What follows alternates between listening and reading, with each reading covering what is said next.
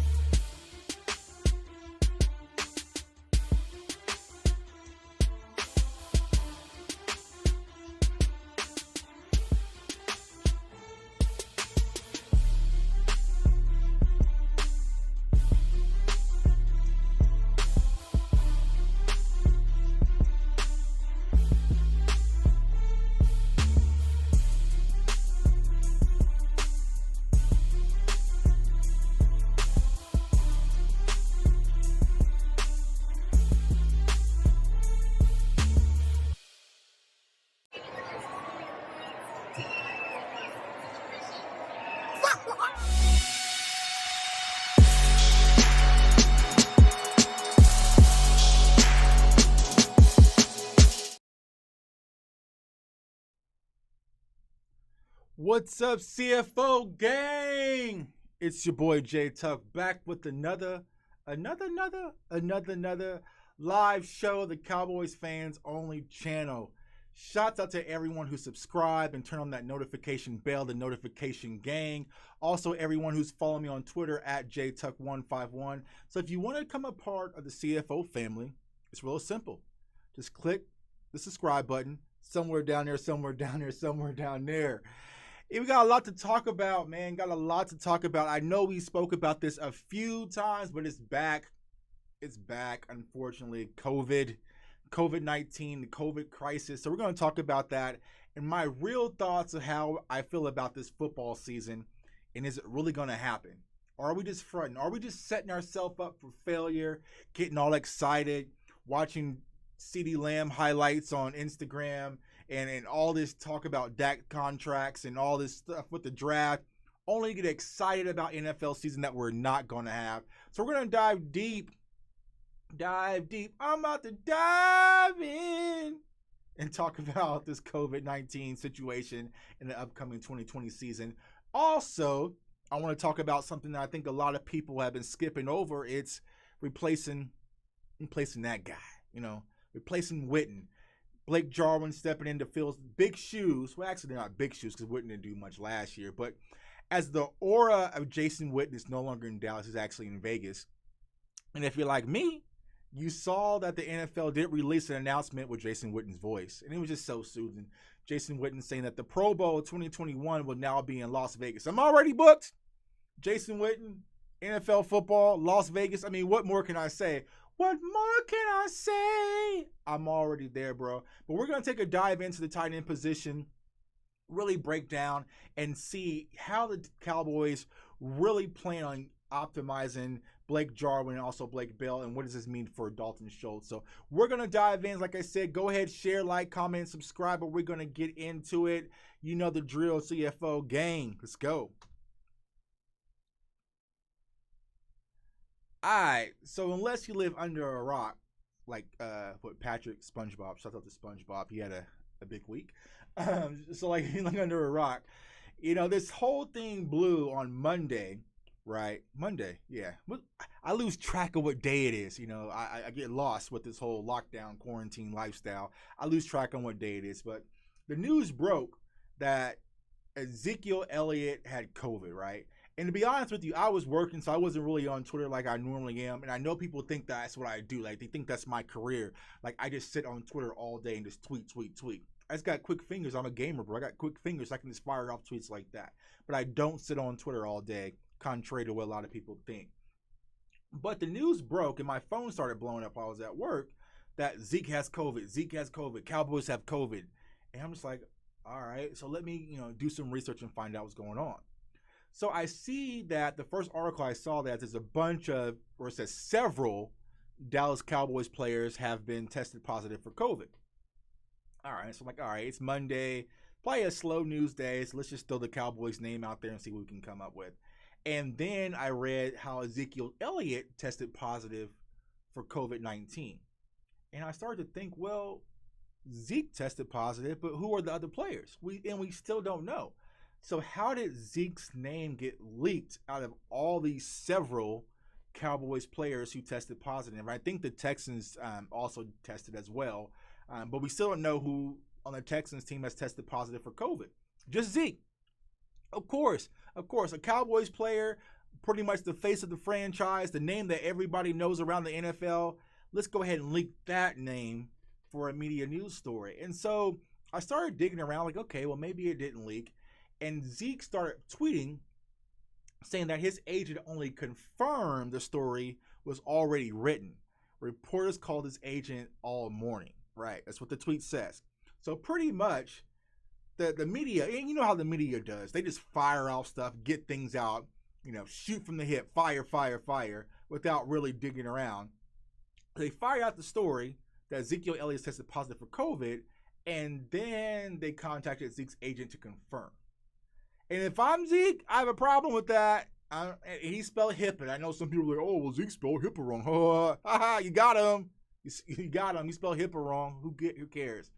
Right? But if I'm Zeke and I do a testing with my team and somehow my name gets leaked out, this information, that's a problem. That's a huge problem because you're singling out one person where you have rights. You have rights. You can't just leak out information. I mean, what if there was something else that Zeke was testing for? You can't just leak it out. You can't look at the paper and be like, oh, Ezekiel Elliott tested positive for this. Someone needs to be sued for this. And if I'm Ezekiel Elliott, I'm also getting my lawyers on the phone, my agents on the phone, and let's go ahead and get this money because you cannot leak information, especially through the HIPAA laws. We all know that. It's sensitive information. It's private information. That's what it is intact for. So somebody, I believe, at the testing center probably saw Zeke's file come in like, hey, we're testing a bunch of Cowboys players. Ezekiel Elliott, positive. Hold on, bro. Ezekiel Elliott? Hey, hey, y'all didn't hear this from me. Y'all didn't hear this from me, but Zeke got the COVID-19. Don't tell nobody. Don't tell nobody. And if you know, like I know, when you tell somebody don't tell nobody, everybody's gonna tell everybody. So I think that's probably what happened. Someone leaked that information out in regards to Zeke having COVID-19, and of course, it transpired to a big media story. Now, I was looking by, what Zeke has been talking to. He's perfectly healthy, so I don't think there's any risk for there. But also, speaking on the ends of his family, though, because, I follow Zeke on social media. I mean, what Cowboy fan doesn't? He was with his family just, I think, a few days ago, and they were at his house swimming with Mama Zeke and his sisters and everything. And so Mama Zeke came out, and she's on fire. Like, I love Mama Zeke because Mama Zeke does not play no games. Like, she's just like, lay the smack down regardless, right? And that's how it's like, protect your son, protect your children. It reminds me a lot of my mother. Like, if I was a pro football player and I had a whole bunch of people throwing shots at me, my mom would be firing off tweets left and right. And that's how Mama Zeke is. And, she came out and mentioned that, no one cares about her because she's not scoring first touchdowns and first downs and whatnot. But she has, some diabetic issues and different things like that. So Zeke having COVID may not affect Zeke, but it can affect his family, right? It can affect his family. And I think that's the thing that we're missing when it comes to talking about these athletes going back to work, whether it's NBA, NFL, NASCAR, baseball. You're not thinking about the aspect of the family, right? So I know the NBA has put strong restrictions, but they're trying to do this whole thing in Orlando, put everyone in a bubble, isolate everything from that aspect, and try to have an NBA season to some capacity. But when it comes to the NFL, bro, I ain't heard nothing. Like, when it comes to the NFL, they're talking like it's going to be business as usual, right? So, because we all know how the NFL is. They all about that straight cash, homie. We all about that straight cash, homie. So I haven't heard much from the NFL saying, well, this is how we're going to have games. This is what we're going to do to fans. Like, NFL, what is your plan when it comes to having an NFL season and protecting not only the fans, but the staff, the family, and everyone in that building, in that stadium for COVID-19? And I haven't heard nothing. I saw something leak it came out today on Twitter, probably like an hour ago, that these new COVID helmets that possibly the NFL is working on.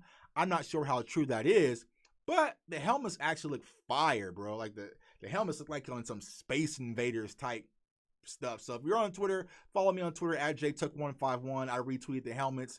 It was a Bears helmet. It was kind of Bears helmet, but the helmet was fire. So from that standpoint, that's all I've seen from the NFL as far as a plan of action to be able to have an NFL season during this pandemic that we're going through.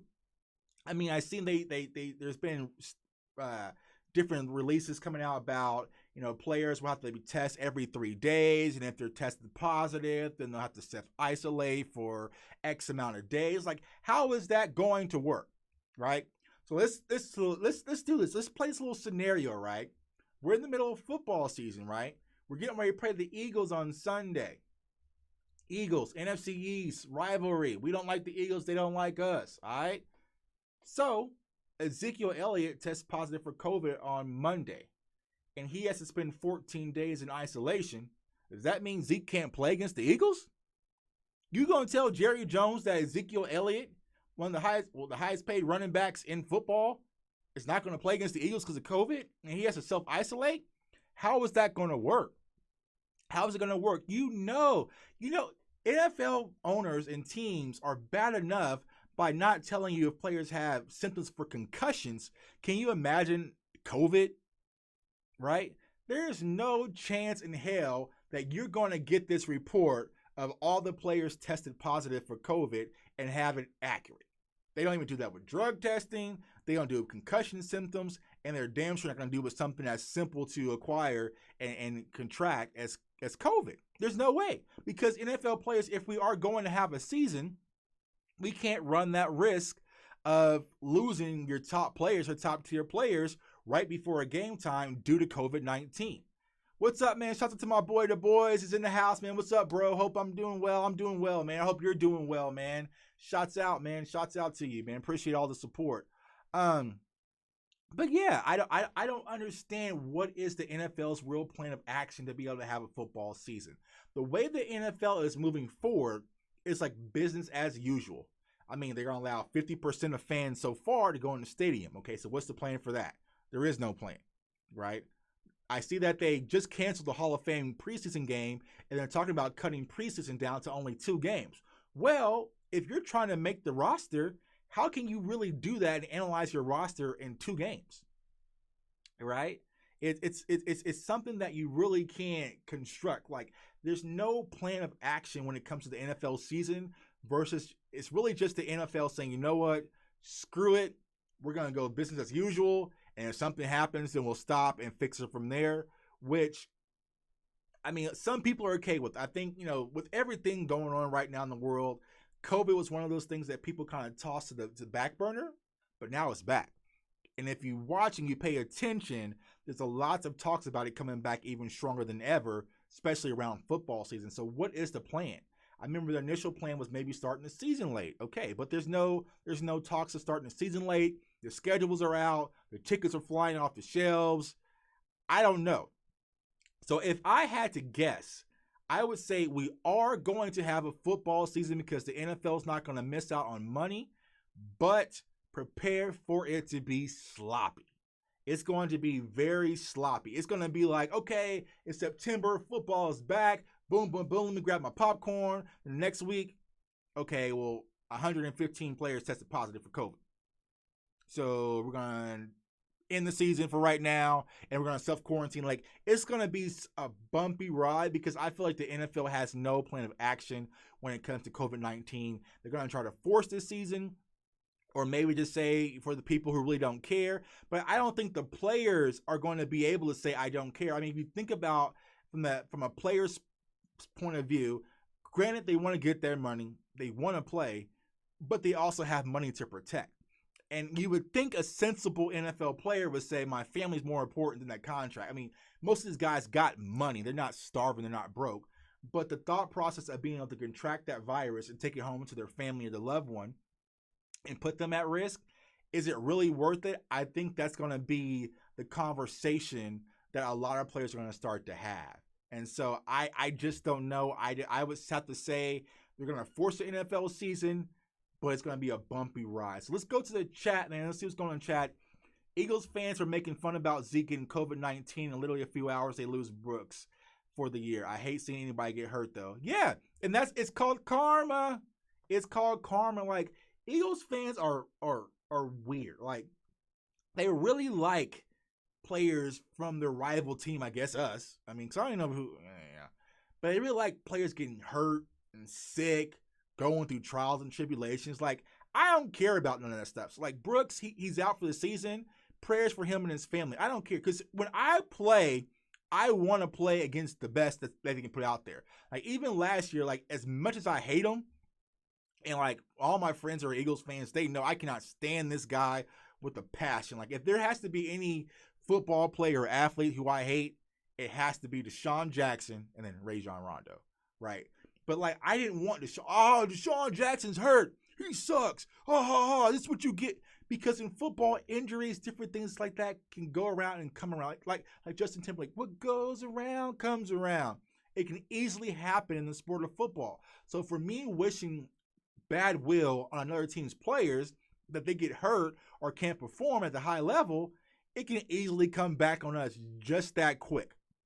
And so you got to be careful what you wish for. Like you said, they were poking jokes. And Mama Zeke, she actually shared some of the posts like that Zeke's sister was getting on Facebook and that she was getting about they hope Zeke die. I'm like, what the is wrong with people? What is wrong? And it's all internet courage.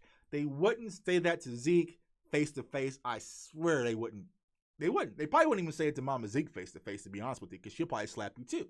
And so that's the thing. A lot of people have internet courage, and that's a whole nother topic, which if you follow me on Twitter, I often discuss. So yeah, so I think there's going to be a season. So let me know, guys, how are you feeling? Do you think there's even going to be an NFL season? Are we getting excited for nothing? It's really hard to gauge. Every time I get hopeful, I think something's going to happen. It's just one of those things, man. It's just one of those things where you just don't know, and there's so many uncertainties. Now, I personally have been tracking the COVID thing, just following the right minds, the people who actually know what's going on. There's a possibility that there's going to be a cure, or a vaccine, I should say, not a cure, and end of fall, possibly early January, first quarter or so. And so that can be hopeful. But I mean, as the NFL season is going, I mean, January or February, the NFL season is typically over. So I'm not sure. I mean, possibly what they could do is extend everything and push things back. If I'm the NFL, I try to maybe start football season around November-ish, and then try to extend it to maybe like March, because you'll have more idea of this COVID-19 situation and also a vaccine. So that's just me, man. I don't know. Like, I want football season. I want NBA season, but I also want people to be healthy, and not only the players, right? Not only the players, but I want their family to be healthy. You can't put people in bad situations just for my entertainment. That's just not what I'm about. At the end of the day, I can play Madden. Madden 21's about to come out, and if you follow me on Twitch, you know how I get down, man. So let me know in the comments, man, how y'all feel. Are we going to have a football season? What's your thoughts on Zeke Elliott? So the next topic that I wanted to kind of talk about, man,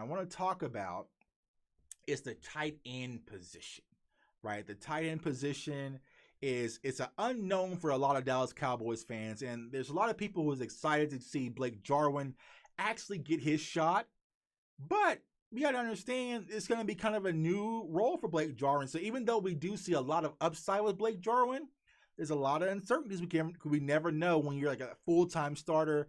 Everything's really placed on your shoulders. Things can change. So what I want to do now is go into a little stat sheet, right? So what I want to do is break down the numbers on Blake Jarwin for a quick second. And not last year, because that's more of the Witten overshadowed year, but let's look at 2018, right?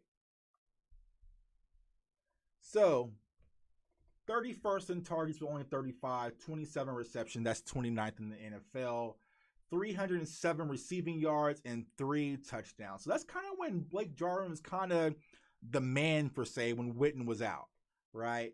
And so I think this production value will increase, because the thing that Blake Jarwin brings to the table that Jason Witten did not bring to the table is pure athleticism. He's more athletic. He's more of a broader target for Dak. Blake Jarwin can do things after the catch that my guy, Jason Witten, can no longer do, man. And that's why I wish, and like you read my mind. Yeah, why I wish Jarwin would have got more snaps last season, because Witten did overshadow. Now, I'm going to be honest. I mean, because we're Cowboys family. So I can be honest with you. I was one of those people. I wanted Jason Witten back. I wanted Jason Witten back in 2018 when the whole hype was going about him coming to the playoffs, because I'm a Jason Witten fan. I'm a Jason Witten diehard fan. He's like one of my favorite players of all time. So I wanted him back. But I didn't think he was going to be that bad. It's one of those things where he was so bad on Monday Night Football and he was bad on the field last year. I'm like, damn, what's my guy Witten really going to do? Because the analyst thing really wasn't his thing. And he kind of saw his homeboy Tony Romo do it, and Jason Witten thought he can do it. But let's be honest, Jason Witten was better than Booger McFarland. But I was one of those people who wanted Jason Witten back. I wanted him back in 2018, right? Right, because that's the thing. Everybody wanted the whole Rico thing. The Rico thing never worked out. Blake Jarwin was still trying to come into his own. So we needed to shore up not only the tight end position, but I feel like Jason Witten brings leadership to our locker room. But now the young boys are a lot older, right? The Jalen Smiths, the Dak Prescotts, the Ezekiel Elliott's, they're a lot older, and they're the true voice of the locker room right now. So we really don't need that with Jason Witten. So last year, Jason Witten coming back did overshadow Blake Jarwin a lot. And you can see clearly last year that when Blake Jarwin did get his opportunities, it was night and day. There was so much more that Jarwin added to our offense than Jason Witten could. I mean, Jason Witten can run that curl route, 4 yards, 5 yards, boom, and that's it. But don't expect Jason Witten to break loose. Now, he broke loose on one play. He did get dirty on one play. But for the most part, he was not a serious threat, and defenses knew that. Garza sticks with Witten, try to take him out. Even though Jason Witten, till the day he fully is done with football, is always going to be great in the passing game for the pass block protection. But as a threat, an offensive threat, that wasn't really Jason Witten's niche anymore. So that's where Blake Jarwin's going to have an impact. And I think with Blake Jarwin getting more of the snaps, right, you're going to see these numbers jump. Now, this was 2018. So if we go to 2019, overshadowed by Witten, 43 targets, 31 receptions, 365 yards, and 3 touchdowns. So it wasn't much of a leap from 2018 to 2019, but I expect a drastic leap from 2019 to 2020, right? I expect the targets to increase drastically. And then also, I think he's going to be used more of a threat in the red zone because you look at that height, 6'5", 260. Blake Jarwin has some size on him. And he's kind of like one of those big guys who kind of knows how to use his body in the proper way to shield off defenders, shield off those safeties, like the basketball box out, and create that large, huge target for Dak Prescott for in the red zone. So we already know that Blake Jarwin is going to be our primary tight end in the pass game and also in the run game. We run a lot of 11 personnel, so that's where the focus for Blake Jarwin will come into play. And I think you can flex Blake Jarwin out because he's athletic. You can flex him out a little bit and let him run receiver a little bit. So there's so many different looks that Mike McCarthy and Kellen Moore can bring to our offense when it comes to utilizing Blake Jarwin. But the real battle comes down to Dalton Schultz versus Blake Bell. And so Dalton Schultz is primarily used as the blocking tight end, right? He's primarily that blocking tight end that comes in. As you look here clearly, passing snaps, 1 passing snap, 1 passing snap, 2 passing snaps. He is primarily our run blocking tight end, right? And so I think to answer your question, bro, we will see some 2 tight end sets, but I think it's going to be shifted based on our personnel and also the defensive schemes that we're facing. But like I said, we need to run the 2 tight end sets because we need to get Zeke rolling. Zeke needs to get rolling, and Dalton Schultz, he's a great blocking tight end, but he doesn't add much to that. So it's pretty much easy to read that when he's in the game, it's probably going to be a run play, right? So I think the real battle is going to be between Dalton Schultz and Blake Bell. Now, we just brought Blake Bell in. Now, here's the thing about Blake Bell, right? I'm a fan of Blake Bell for personal reasons because, one, he's from my hometown of Wichita, Kansas. So my best friend went to the same high school that Blake Bell went to, which is Bishop Carroll. Shouts out to my boy John. So, he's an alumni from there. And so we talked about Blake Bell and the Bell Dozer way back in high school. Went to OU. He was a quarterback at OU, the Bell Dozer. And then he transitioned to a tight end. So he played in Minnesota. He was drafted by the 49ers. And then he won a Super Bowl here in Kansas City last season. So when it comes to Blake Bell, I always said about Blake Bell when it comes to it, he's what Tim Tebow would have been if Tim Tebow was smart, right? He's kind of that big body, has athleticism, right? Just a football player. That's one of those things. If Mike McCarthy just say, you know what, Blake Bell, we need to play fullback next year, Blake Bell's going to play fullback. He's just one of those guys that's going to do what it takes to get the job done on the field. And I think fans are going to love him. And I think that he is going to be the one to take over that second tight end spot over Dalton Schultz. But as you see how he was used in the Chiefs offense, he's more balanced. He's more balanced. Doesn't everybody go to the same high school in Kansas City? No, not necessarily. Kansas City is actually fairly big, and Wichita is actually, we have a few high schools. So he didn't go to my high school though. But Blake Bell, he adds more balance and more depth to that second tight end position than Dalton Schultz provides. He has big size, 6'6", 252. So think about when we're in the red zone, right? And we go into that 2 tight end set, and we have Jarwin, we have Blake Bell.